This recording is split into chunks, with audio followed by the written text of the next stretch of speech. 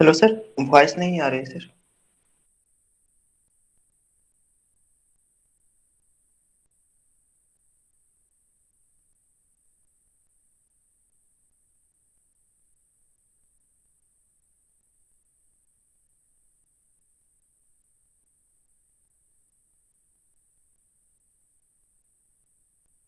अब सुन रही है अब? Yes sir. Yes okay sir. Okay, हाँ अब ठीक है। Sir okay, so we'll be starting with the amplifier, uh, BJT linear amplifier. We'll see what does it mean. So first we will start with the small signal analysis of an amplifier.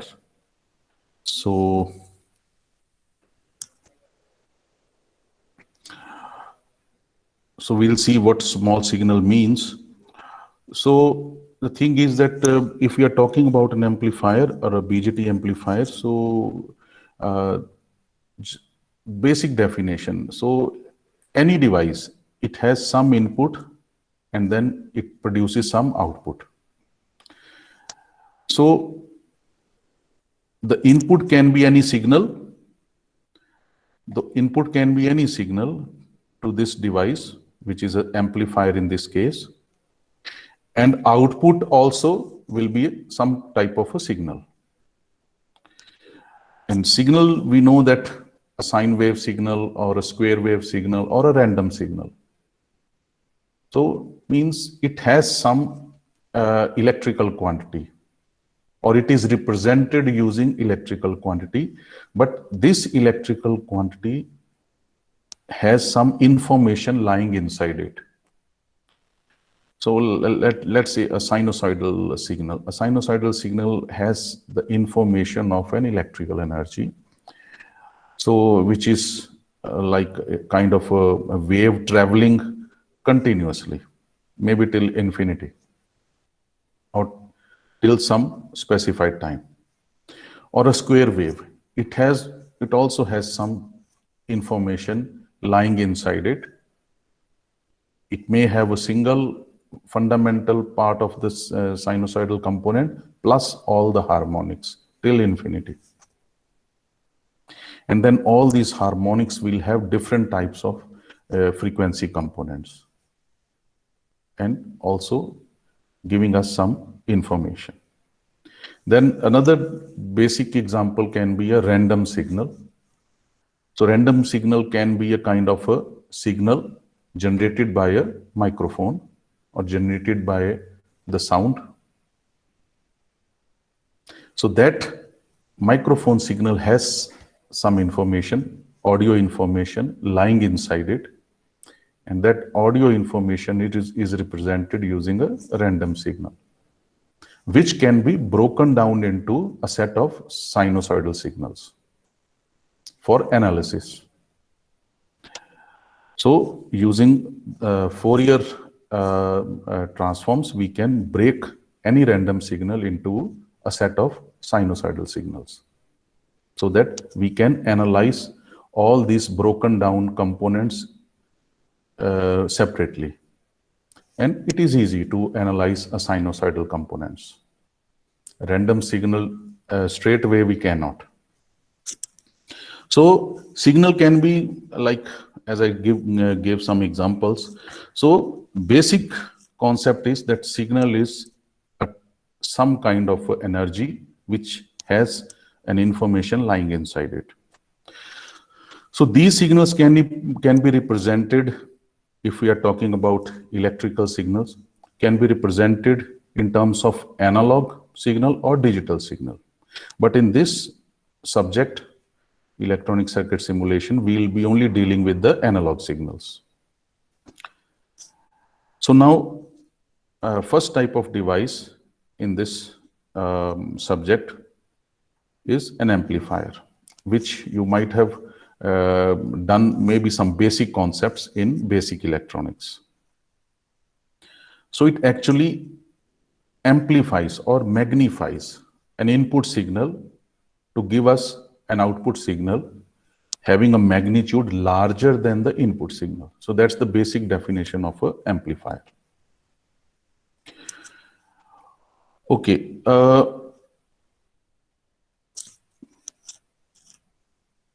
So this definition can be represented in graphical form somewhere like this. So this is an amplifier getting an input signal from some signal source, can be a CD player or a function generator or a generator, electrical generator, any signal source may be there. So this amplifier, based on the definition here, gets an input signal, and we are talking about analog signals,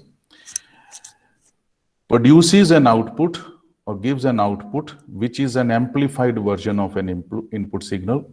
Means amplified version means having a magnitude larger than the input signal at the output. So this output is now connected to some load, and that load may be a speaker or a motor or anything. Now to run this device, run this amplifier, we have to supply some electrical energy. So can be a DC voltage source, and we know that this DC voltage source is used to bias the circuit, the amplifier circuit, which we have done in previous lectures. So for biasing the transistors of this amplifier circuit, we need some DC voltage source or a voltage supply or a battery to give us the Q point, the load line, and a quiescent point. So now the thing is, just to start or to proceed further, before I proceed further, I just give you some basic concept that we'll be using in the following slides. That this DC voltage or this DC source is used for biasing this circuit to give us the Q point.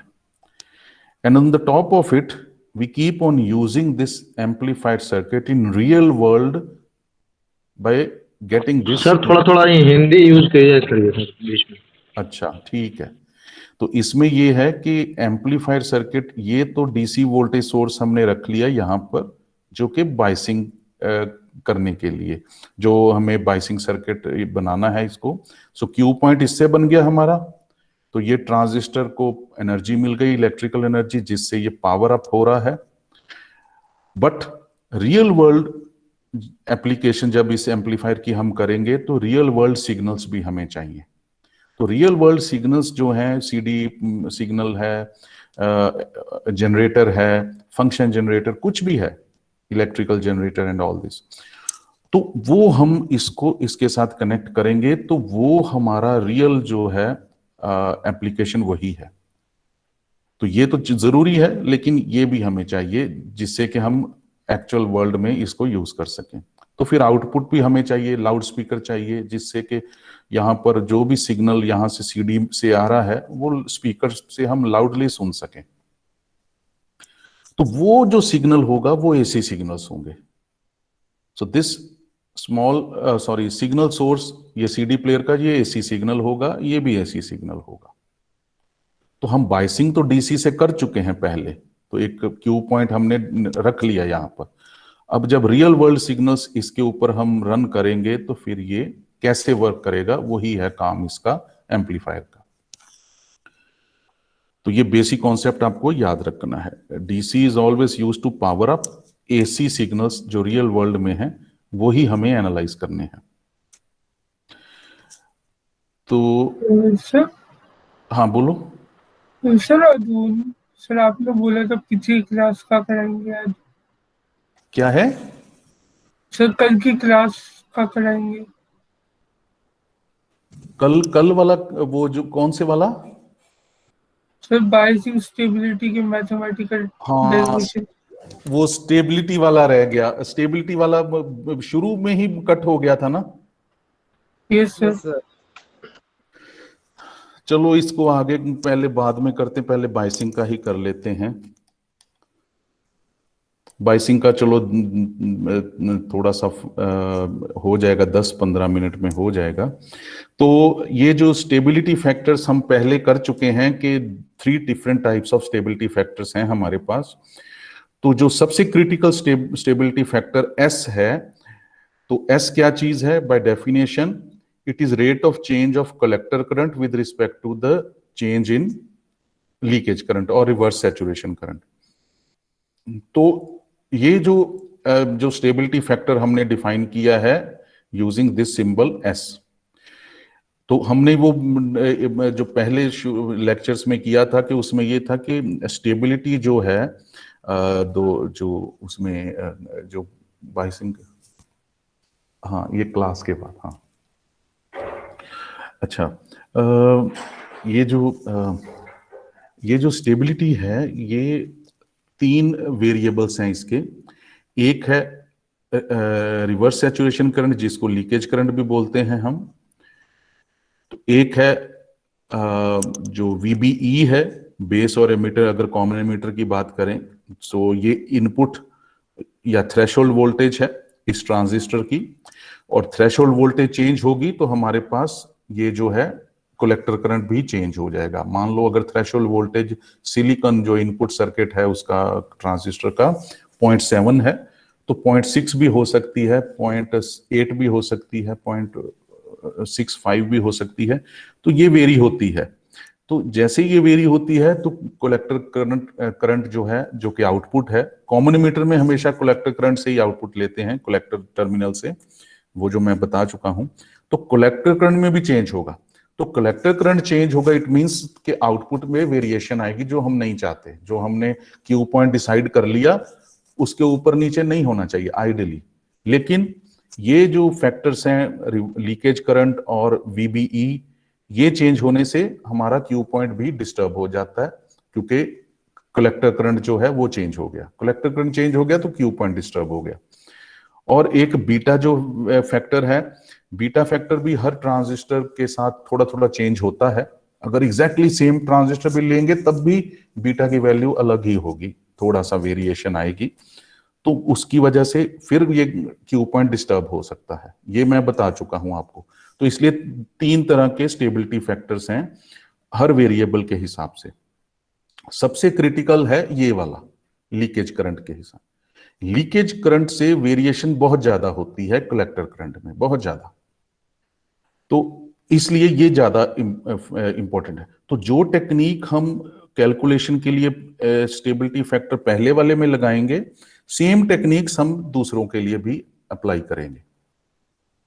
अब क्या है, why it is more critical, वो ये है कि ये जो leakage current है ये बड़ा स्ट्रांगली जो है डिपेंड करता है टेम्परेचर पे। थोड़ा सा 10 डिग्री अगर सेंटीग्रेड, 10 डिग्री से भी टेम्परेचर अगर चेंज हो जाता है तो जो लीकेज करंट है वो डबल हो जाता है। तो लीकेज करंट डबल हो जाना मतलब कि काफी चेंजेस आ जाना। तो लीकेज करंट तो वही है जो हम नहीं चाहते, लीक हो रहा है current, it is kind of unwanted current, वो नहीं हम चाहते, तो वो डबल हो रहा है। अगर टेम्परेचर और बढ़ गया तो फिर वो और डबल हो जाएगा। तो वो इतनी ज्यादा क्वांटिटी में रेज हो जाएगा ये लीकेज करंट कि जिसकी वजह से हीट प्रोड्यूस अप हो जाएगी ट्रांजिस्टर में, जो लिमिट के बाहर है। तो इतना ज्यादा इंक्रीज हो रहा है इसका ये लीकेज करंट का कि उसकी इंक्रीज की वजह से हीट भी एकदम से इंक्रीज हो रही है। तो वो इतनी ज्यादा हीट जब इंक्रीज हो रही है तो थोड़े ही टाइम में वो इतनी ज्यादा क्यूमुलेट हो जाएगी, इकट्ठी हो जाएगी हीट, कि जिसकी वजह से वो जो बेस है उसका, बेस का मतलब सबस्ट्रेट जो उसका ट्रांजिस्टर का है, जो सिलिकॉन है, वो इतना हीट अप हो जाएगा कि बर्न हो जाएगा। तो वो जब बर्न हो जाएगा वो हम चाहते नहीं है, तो उसको बोलेंगे थर्मल रन अवे। तो वो हम नहीं चाहते हैं। तो इसलिए ये वाला जो फैक्टर है, rate of change of the output collector current with respect to this leakage current, it is more critical, क्योंकि बर्न अप हो सकता है। बाकी जो VBE थोड़ी सी ही चेंज होगी, 0.6, 0.65, 0.7, इतना फर्क नहीं आएगा। तो इसलिए कलेक्टर करंट उतना ज्यादा वेरी नहीं होगा कि जिसकी वजह से हीट अप हो जाए। तो इसलिए ये तो उसके लिए हमने फिर क्या देखना है कि ये जितनी ही वैल्यू एस की कम होगी तो उतना ही स्टेबिलिटी फैक्टर ट्रांजिस्टर का बेटर होगा। तो इट मींस कि ट्रांजिस्टर का जो क्यू पॉइंट है स्टेबल होगा। स्टेबल मींस कि ज्यादा वेरी नहीं करेगा, डिस्टर्ब नहीं होगा। तो जितना वैल्यू एस की कम होगी तो rate of change del IC उतना कम होगा। डेल आईसी जितना कम होगा उतना स्टेबिलिटी फैक्टर कम होगा, और जितना ये कम होगा उतना ही ट्रांजिस्टर स्टेबल होगा। तो जितना ट्रांजिस्टर स्टेबल होगा इट मींस कि क्यू पॉइंट कम से कम डिस्टर्ब होगा। तो हम वही चाहते हैं कि क्यू पॉइंट बहुत कम डिस्टर्ब हो, जिसकी वजह से जो फंक्शनिंग ऑफ ट्रांजिस्टर है अच्छी अच्छी रहे, ठीक रहे। तो वो कैसे अब इसको फाइंड आउट करना है, इस वैल्यू को, एस की वैल्यू को? बेसिकली जो हम अप्लाई करेंगे इसके जो del ICO with respect to del ICO, same हम इसी के लिए भी यूज करेंगे, डेल वीबीई और डेल बीटा। कैसे करना है? ये इक्वेशन हमें मालूम है, कलेक्टर करंट की इक्वेशन हमें मालूम है, which is beta I B. So beta times I B the input current plus the leakage current, यही इक्वेशन है। तो ये लीकेज करंट, ये इक्वेशन हमें मिल गई, तो हम इसको क्या करेंगे, हम इसको डिफरेंशिएट करेंगे इसी इक्वेशन को विद रिस्पेक्ट टू आईसी। जब विद रिस्पेक्ट टू आईसी इस पूरी इक्वेशन को हम डिफरेंशिएट करेंगे तो ये वैल्यू आ जाएगी हमारे पास। इसको रीअरेंज करेंगे तो ये वैल्यू आ जाएगी, क्योंकि हम जानते हैं del ICO by del IC, इसको del ICO by del IC is inverse of S, 1/s। तो इसको हमने 1/s यहां लिख दिया, ये वाले को। इसको और रीअरेंज करेंगे, एस को यहां ले आएंगे, तो हमारे पास जो value del IC by del O चाहिए वो ये वाली होगी। एस की वैल्यू, जो एस को हम सिंप्लीफाई करेंगे यहां से, तो ये हमारी एस की वैल्यू आ गई फ्रॉम हेयर। ठीक है, डिफरेंशिएट किया, डिफरेंशिएट करके इसको रीअरेंज किया, सिंप्लीफाई किया, तो हमारे पास ये वैल्यू आ गई। तो now S which is by definition del IC by del ICO is represented like this in equation। तो ये हमारे पास एक S फैक्टर की इक्वेशन आ गई। सो इसमें ये एक टर्म आई है del I B by del IC, जो यहां से आई थी। ठीक है, इसको जब हम करेंगे differentiate, del IC by del IC is 1, ये वाला आ गया। Del I B by del IC, ये वाला टर्म आ गया हमारे पास, जो यहां पर है। तो इसको जब हमने डिफरेंशिएट किया तो हमारे पास beta plus 1 which is constant, इसको बाहर निकाला, और del ICO by del IC, फिर सिंप्लीफाई करके जब हमने रीअरेंज किया तो ये वैल्यू आ गई। तो ये टर्म हमने कहां से फाइंड आउट करनी है अब? So let's take an example of a voltage divider biasing circuit. तो मान लो हमने Q point already find out कर लिया है, कैलकुलेट कर लिया है यूजिंग अ बायसिंग सर्किट। तो ठीक है ना, आपको 4 बायसिंग सर्किट का बताया है। 4 बायसिंग सर्किट में से कोई भी एक बायसिंग मेथोडोलॉजी आप अप्लाई कर लीजिए, उस बायसिंग मेथोडोलॉजी से आपको एक क्यू पॉइंट मिल जाएगा। तो वो लोड लाइन मिलेगी पहले, फिर क्यू पॉइंट मिल जाएगा। तो वो जो क्यू पॉइंट मिला है, तो हम एग्जांपल अब इसमें ले रहे हैं कोई भी 4 में से एक मेथड। तो एक मेथड यहां पर मैं बता रहा हूं आपको, वोल्टेज डिवाइडर बायसिंग सर्किट।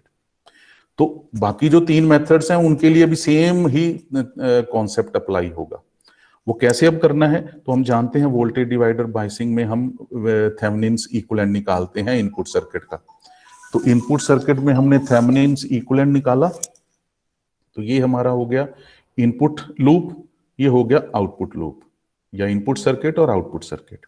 तो हम जानते हैं जब हमने 4 मेथड्स किए थे तो हर मेथड में हमने यही देखा था, दो सर्किट्स हमें मिलते हैं हर मेथड में, एक इनपुट सर्किट और एक output.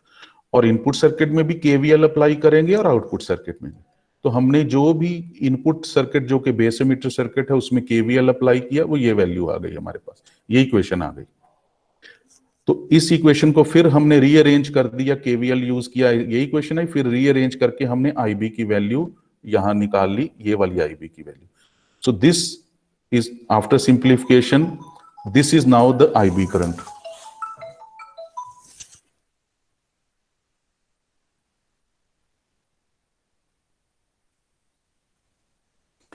So now this is the IB current।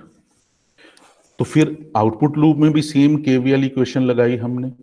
तो केवीएल इक्वेशन के बाद जब हमने आईसी की टर्म निकाली उसमें से आफ्टर केवीएल सिंप्लीफाई करके, तो ये हमारे पास इक्वेशन आ गई। तो हमने इसी में से एक कंडीशन निकाली for stabilisation of a biasing circuit, this RTH, जो कि आरटीएच की वैल्यू हमने यहां से निकाली, ये वाला RTH, RTH must be very very low compare to this term beta plus one R E. ठीक है, तो ये वाली जो टर्म है beta plus one R E, ये काफी कम है, और ये आरटीएच की वैल्यू काफी कम है इसके मुकाबले। तो हम इसको जब सिंप्लीफाई करेंगे तो ये वैल्यू आ जाएगी हमारे पास, only RE, because RE is far larger compared to RTH. So RTH can be neglected. So जब इसको निग्लेक्ट कर दिया, beta plus one is equivalent to beta, ठीक है ना, अगर बीटा 100 है तो बीटा प्लस वन 101 हो जाएगा। तो 101 और 100 ऑलमोस्ट इक्वल है, तो दोनों को हमने कैंसल आउट कर दिया। तो हमारे पास टर्म सिर्फ ये वाली रह गई, VTH माइनस VBE, ये वाली, divided by RE only, because this one is neglected because RTH is very small. तो ये हमारे पास एक इक्वेशन आ गई आईसी की। अब हम क्या करेंगे, ये वाली इक्वेशन हम जानते हैं इनपुट सर्किट की, केवीएल इक्वेशन जो पीछे हमने की यहां पर।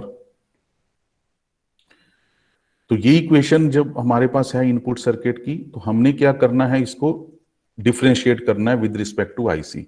जब हम इस इक्वेशन को डिफरेंशिएट करेंगे विद रिस्पेक्ट टू आईसी, ये वाली सारी, एक आईबी है यहां पर, आईबी आईसी है, तो फिर हमने जब डिफरेंशिएट किया विद रिस्पेक्ट टू आईसी, तो ये हमारे पास इक्वेशन आ गई। तो differentiating VTH with respect to IC we have 0 and similarly all these parameters over here। तो ये हमारे पास एक इक्वेशन आ गई। तो जब ये इक्वेशन आ गई तो हम जानते हैं कि हमें ये टर्म चाहिए, del IB by del IC। तो del IB by del IC, तो del IB by del IC जब इसको हमने सिंप्लीफाई किया तो ये वैल्यू आ गई, ये वाली, इसको जब सिंप्लीफाई किया ये वाली वैल्यू आ गई। तो हम del IB by del IC की ये वाली जो वैल्यू है यहां पुट करेंगे, क्योंकि ये S की वैल्यू हमने, S फैक्टर का जो इक्वेशन है वो हमने पीछे से फाइंड आउट किया, यहां से इस इक्वेशन से हमने S फाइंड आउट कर लिया। फिर केवीएल दो सर्किट्स में लगाई बाइसिंग वाले में, तो हमने इसको ऐसे कर दिया। Now this equation after differentiating the KVL input equation, तो ये हमारे पास del IB by del IC की वैल्यू आ गई इस टर्म में, ये हमने यहां पुट कर देनी है एस फैक्टर में। तो फिर हमारे पास after substituting this value over here, what we have now, S will become like this. ठीक है, तो S की वैल्यू ये आ गई, सिंप्लीफाई करके इसको इस तरह से कर देंगे। So now this will be the stability factor for a voltage divider biasing circuit. ये स्टैंडर्ड इक्वेशन हमारे पास आ गई, ये हमेशा के लिए यही रहेगी अब फॉर वोल्टेज डिवाइडर सर्किट। तो ये हमारे पास अब कौन कौन से वेरिएबल आ गए, एक बीटा आ गया, RTH और RE आ गया हमारे पास। तो हम जानते हैं कि S की वैल्यू बहुत कम होनी चाहिए अगर हम Q पॉइंट को ज्यादा डिस्टर्ब नहीं करना चाहते हैं। पीछे हमने देखा था यहां पर, lower the value of S better is the stability. So means lower the value of S, lower will be the disturbance of a Q point. तो more stable will be the Q point, वो हिलेगा नहीं ज्यादा। तो उसके लिए फिर क्या है, lower value of S can be achieved by making RTH by RE equal to small। ये जो RTH by RE का जो रेशियो, इसको इतना कम कर दें कि ऑलमोस्ट निग्लिजिबल तक भी ले जा सकते हैं इसको। ठीक है, तो इसको जब ऑलमोस्ट निग्लिजिबल तक ले जाएंगे तो हमारे पास क्या आ जाएगा, बीटा प्लस वन, क्योंकि ये भी 1 आ गया ऊपर, ये 0 आ गया, ऑलमोस्ट निग्लिजिबल। तो बीटा प्लस वन बाद में आधे घंटे में हैं। आप वही लिख कर पढ़ाइए ना सर, समझ नहीं आ रहा हैं। आप थोड़ी देर रुक जाओ, कोई बात नहीं। तो हाँ, क्या बोले सर, स्टेप वाइज लिख कर पढ़ाइए ना सर, ऐसे समझ में आएगा और सही से थोड़ा। नहीं, अब इसमें समझ नहीं आया है। आ रहा सर, थोड़ा थोड़ा। स्टेप बाय स्टेप वाला फिर मुझे वो दोबारा से स्लाइड बनानी पड़ेगी। चलो मैं देखता हूँ।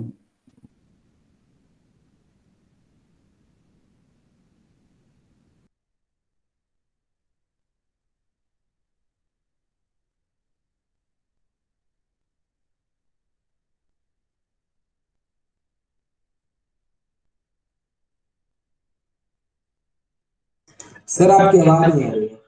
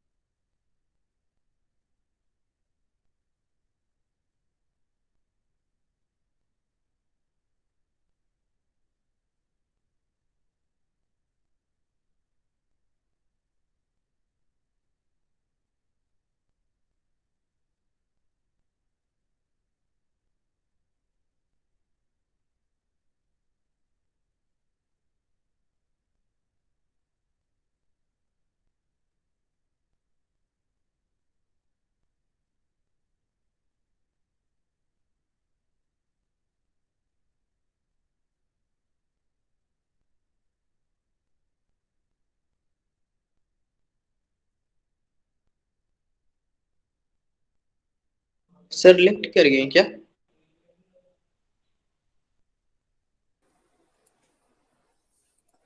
कोई भी बोलना मत, क्लास रिकॉर्ड हो रही है।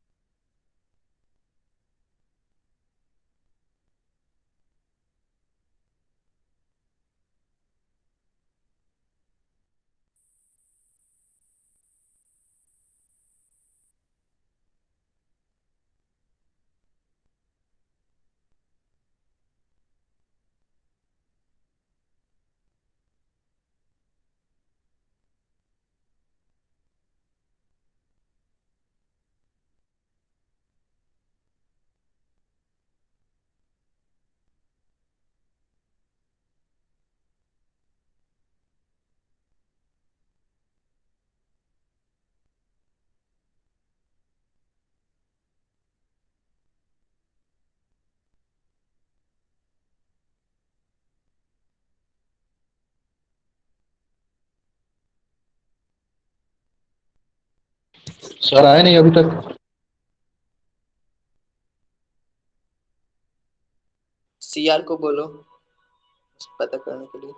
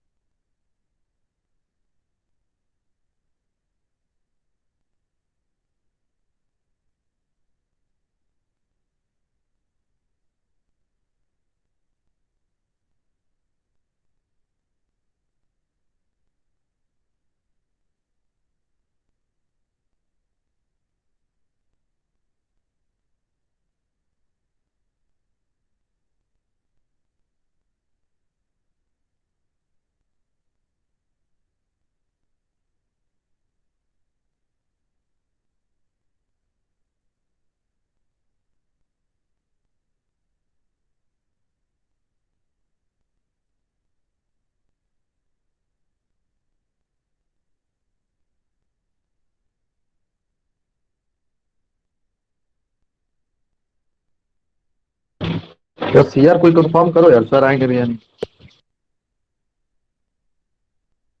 सर का नंबर है तो बताओ, सर का नंबर। क्या? सर का नंबर मैं बता रहा हूँ।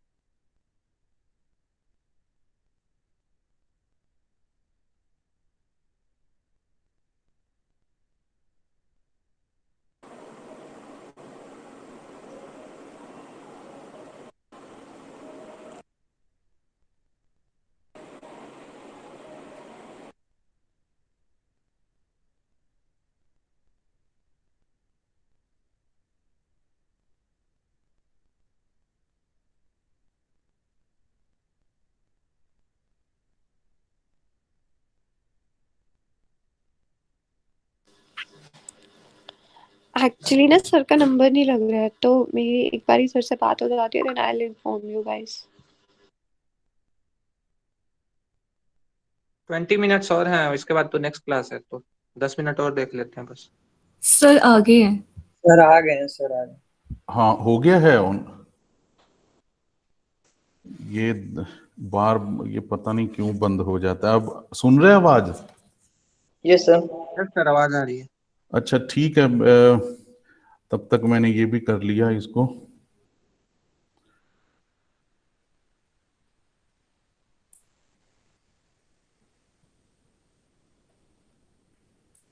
ये स्लाइड्स दिख रही हैं?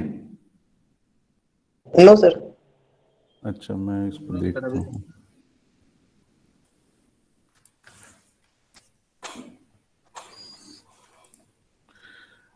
अच्छा यहां तक पता चल गया था। ये फैक्टर्स तो चलो पता चल गए।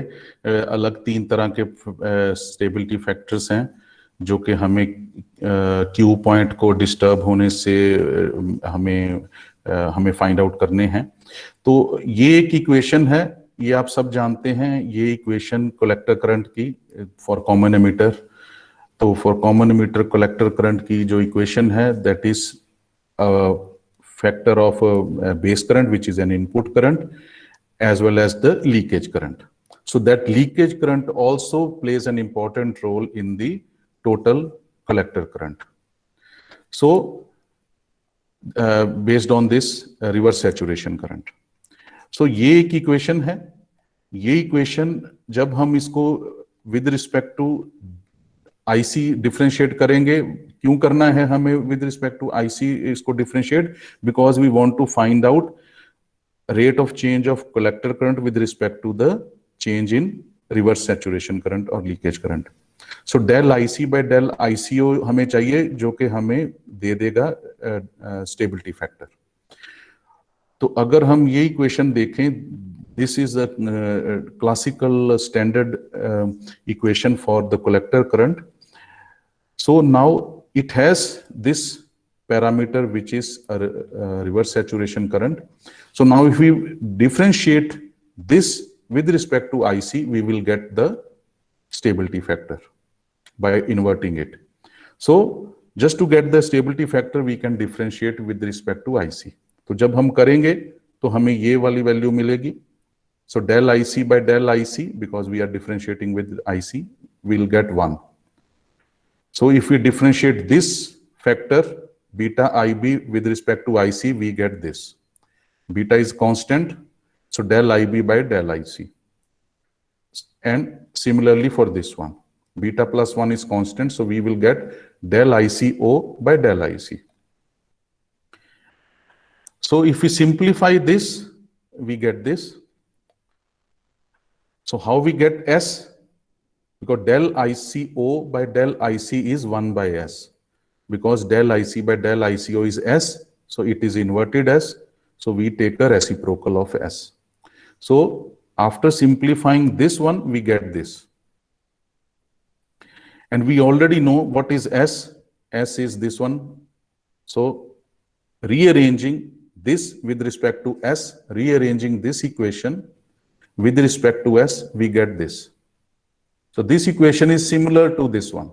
But the only thing is now, initially it was the value of IC in terms of all these two parameters. Now we want to get S in terms of beta plus 1.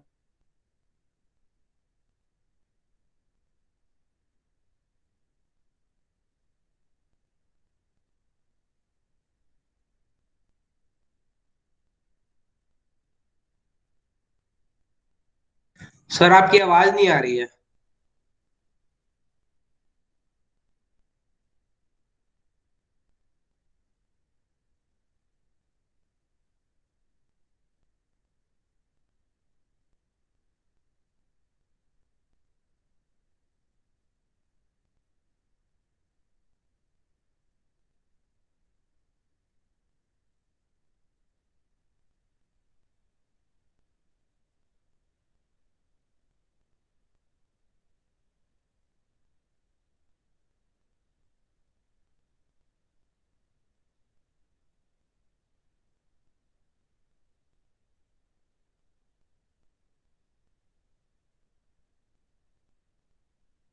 Sir फिर left कर गए क्या? हाँ, connection में problem लग रहा है कुछ.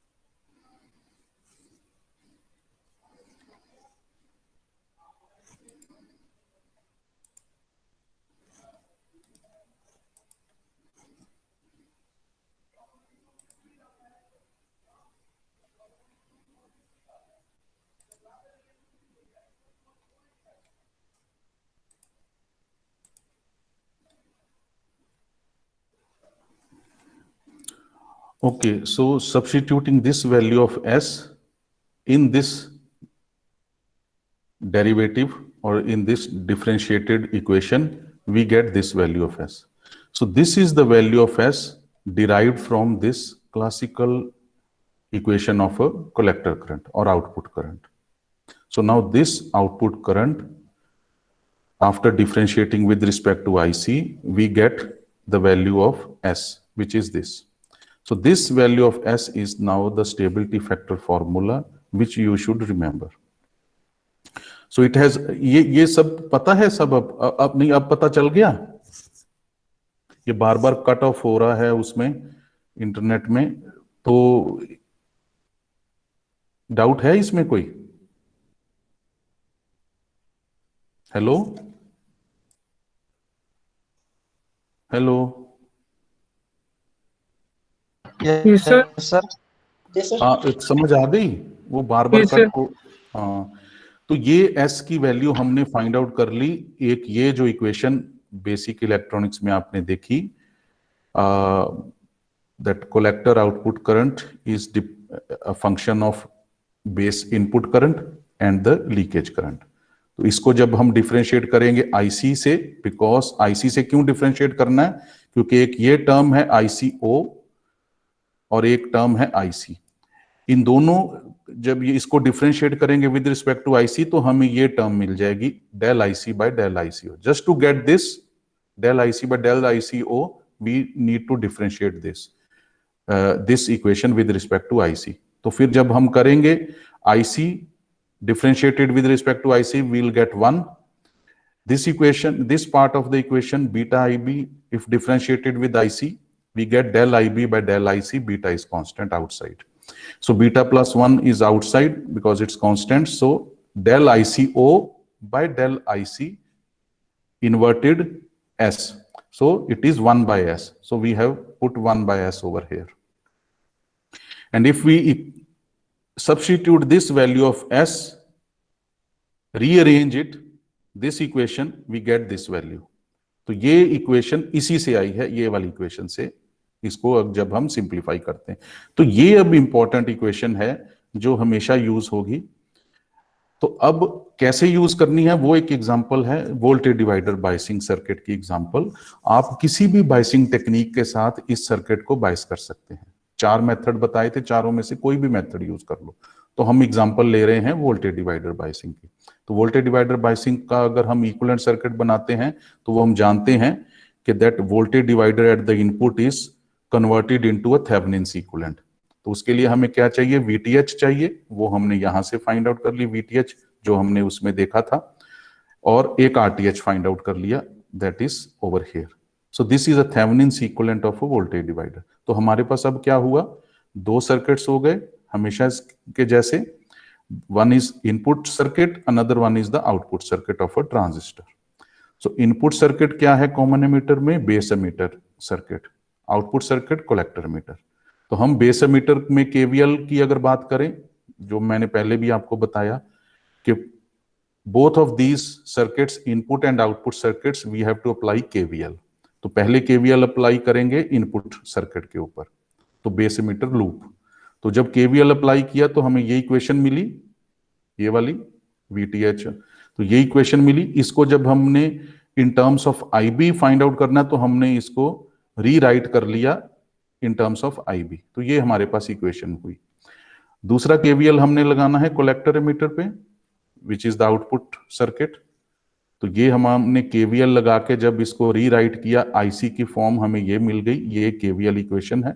इसको जब रीराइट किया तो ये IC की इक्वेशन मिल गई इसी से. ठीक है ना, इसको रीराइट कर दिया to find out IC, we get this. तो ये हमारे पास एक इक्वेशन बन गई, आउटपुट इक्वेशन.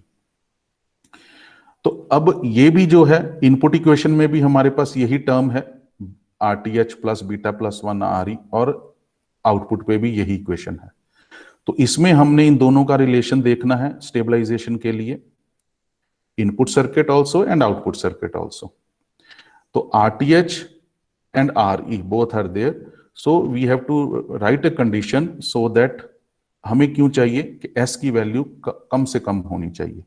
तो वो हमें क्या है, डिपेंडेंसी यहाँ पर IC this term RTH should be very very low compared to this term, this second term.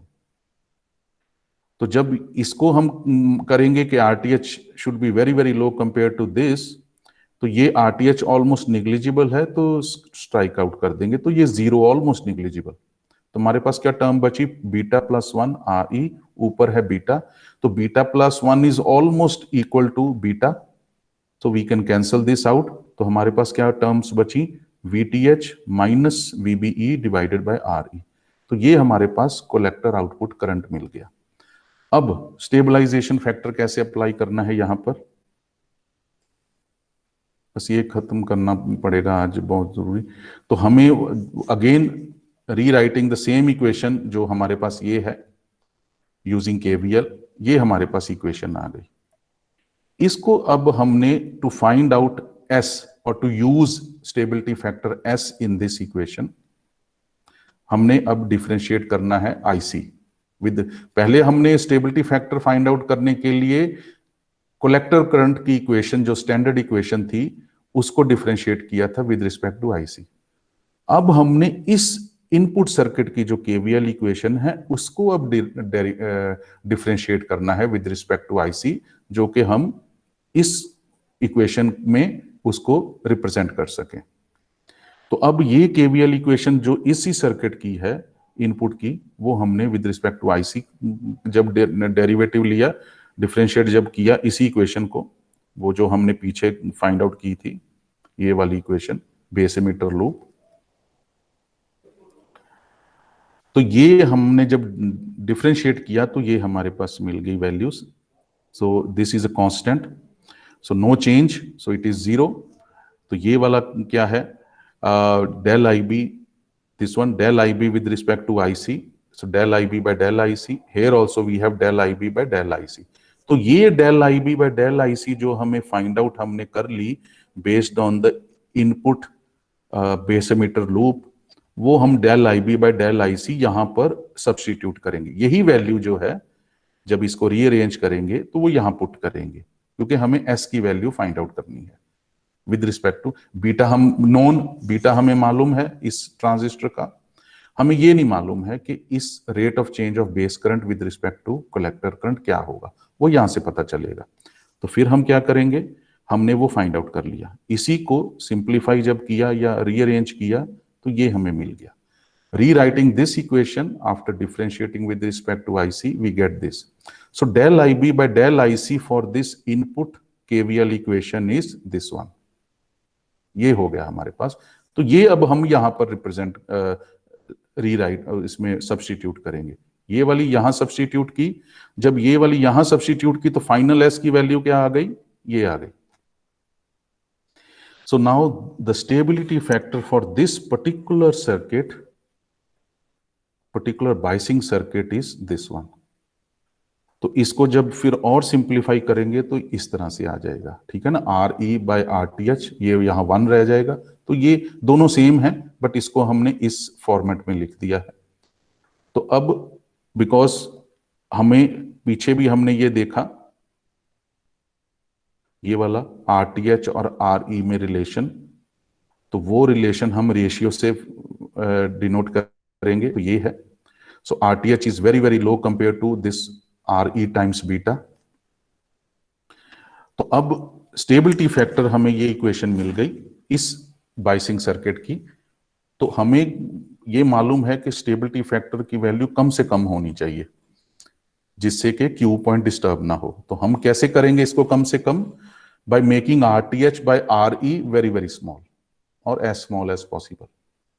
तो अगर इसको काफी स्मॉल कर देंगे तो ये ऑलमोस्ट निग्लिजिबल हो जाएगा, RTH is almost very small, तो ये ऑलमोस्ट 0 हो जाएगा, ये वाला रेशियो भी 0 हो जाएगा। तो ऊपर क्या बचा, बीटा प्लस 1 मल्टीप्लाई बाय 1 और नीचे बीटा प्लस 1, दोनों कैंसिल आउट हो गए तो 1, S इज इक्वल टू 1 अगर RTH और RE की वैल्यू रेशियो जो है ऑलमोस्ट 0 अगर होगी, means RTH is negligible compare to RE। अगर ऐसा है it means the base input resistance should be very very small compare to the RE resistance, जिसकी वजह से हम स्टेबिलिटी फैक्टर बहुत कम हो जाएगा, और जितना स्टेबिलिटी फैक्टर कम होगा उतना क्यू पॉइंट स्टेबलाइज हो जाएगा, उतना क्यू पॉइंट स्टेबल होगा। तो इससे साफ दिख गया कि आरटीएच की वैल्यू काफी कम रखेंगे कंपेयर टू दिस, तो हमारा एस वैल्यू जो है इक्वल टू 1 हो जाएगी, means very very low, not more than 1। तो उससे हमें क्या है, जो क्यू पॉइंट है वो स्टेबल हो जाएगा। तो यही हम चाहते हैं कि टेम्परेचर चेंज हो, कुछ भी हो, क्यू पॉइंट चेंज ना हो। क्यू पॉइंट चेंज हो जाएगा, ट्रांजिस्टर बर्न हो जाएगा, तो फिर सर्किट खराब हो जाएगा। तो इससे हमने ये अंदाजा लगा लिया कि हमने ये रिलेशन फाइंड आउट कर लिया। तो आप कभी भी सर्किट डिजाइन करो तो इसकी वैल्यू बेस इनपुट सर्किट की काफी कम रखो। तो ये हो गया स्टेबलाइजेशन का। इसका न्यूमेरिकल मैं अभी बाद में करवाऊंगा आपको। तो आज तो बस इतना ही करना पड़ेगा, शायद वो बार बार हो रहा था। तो अब एम्पलीफायर अगली बार में हम एक लेक्चर में एम्पलीफायर का ना जो बेसिक कॉन्सेप्ट है सारे क्लियर कर देंगे पूरे। ये समझ आ गई लोगों को स्टेबिलिटी फैक्टर? आप लोग, आपको आ गई समझ? हेलो, ये आपको समझ आ गई स्टेबिलिटी फैक्टर? Yes sir. हाँ, ये फिर भी रिकॉर्ड हुआ है तो आप, मैं देखता हूँ हो रहा है ना रिकॉर्ड? हाँ हो रहा है। तो ये आप, मैं अपलोड कर दूंगा उसमें गूगल ड्राइव पे, तो आप उसको देख लेना। तो बड़ा सिंपल है। तो आपको कोई भी सर्किट डिजाइन करना है, एम्पलीफायर या कुछ भी, तो उसमें स्टेबिलिटी फैक्टर इस फॉर्मूला को आप यूज करो, उसमें वैल्यूज को पुट करो, और आप क्यू पॉइंट, क्योंकि कोई भी एम्पलीफायर किसी क्यू पॉइंट पे तो काम करता है, तो उसी क्यू पॉइंट को स्टेबलाइज करना पड़ेगा जिससे कि एम्पलीफाइड वो ना हो, बर्न आउट ना हो जाए। तो इस तरीके से आप करोगे। तो अब एम्पलीफायर के बेसिक कॉन्सेप्ट्स क्या हैं वो नेक्स्ट क्लास में करेंगे, और सारे बेसिक कॉन्सेप्ट्स ऑलमोस्ट वो हम अगले नेक्स्ट लेक्चर में कर लेंगे। फिर मैथमेटिकल एनालिसिस उसके बाद करेंगे। तो पहला मॉडल जो एम्पलीफायर का होगा वो 2 लेक्चर्स में हो जाएगा। Okay, any doubt? बाकी लेक्चर आप सुनना सर, दोबारा। हाँ बोलो। सही है। जो बाई सिंक का पढ़ा है, इसके सब क्वेश्चन कहाँ से बन गए न्यूमेरिकल्स? क्वेश्चन वही बॉयल स्टैट, नहीं तो मैं बताऊं, मैं दूंगा ना न्यूमेरिकल्स, मैं न्यूमेरिकल्स दूंगा, आपको करवाऊंगा। ओके मैं न्यूमेरिकल्स आपको करवाऊंगा नेक्स्ट वीक थर्सडे को। Okay sir. कम से कम ये एक मॉडल वाला हो जाए, फिर उसके बाद मैं न्यूमेरिकल्स इकट्ठे करवाऊंगा। दो लेक्चर्स फिर न्यूमेरिकल के रखेंगे, ठीक है ना? सर आज लैब होंगे या नहीं होंगे? लैब का मैंने अपलोड किया है वो कि नहीं, अभी तक नहीं किया है। नहीं दिया है सर, आपने बोला था मैनुअल देंगे उसके बाद करवाएंगे। लैब मैनुअल नहीं मिला। अच्छा, वो कल शायद फिर अपलोड नहीं कर, क्योंकि बना लिया है, बन गया है। वो पहले 3 बेसिक हैं, उससे ना वो अभी टूल को ही समझना है। तो वो पहले उस मैनुअल को पढ़ लो, तो फिर टूल में यहाँ पर ना एक ऐसे ही क्लास करवाऊंगा। तो इस क्लास में आपको समझाता जाऊंगा, जो प्रोसीजर उसमें मैनुअल में दिया है ना, उसी प्रोसीजर को बताता जाऊंगा कि कैसे कैसे यूज करना है। अब 2 पॉसिबिलिटी हैं। आज सेकंड हाफ में लैब का देख लेंगे, थोड़ी देर के लिए बैठेंगे, तो उसमें डिस्कस कर लेंगे। 2 पॉसिबिलिटीज हैं, तो वो 2 पॉसिबिलिटीज के ऊपर डिस्कशन करेंगे हम लैब में, ठीक है ना? तो ऑनलाइन हो जाना सभी, तो थोड़ी देर के लिए हम डिस्कस करेंगे पॉसिबिलिटीज कि कौन कौन सी ऑप्शंस हम मतलब उसको 2 तरीके हैं। अब आप लोगों ने मैटलैब किया है? चलो उस लैब में बात करेंगे। Okay okay sir. Okay, thank you sir. Thank you sir. Thank you.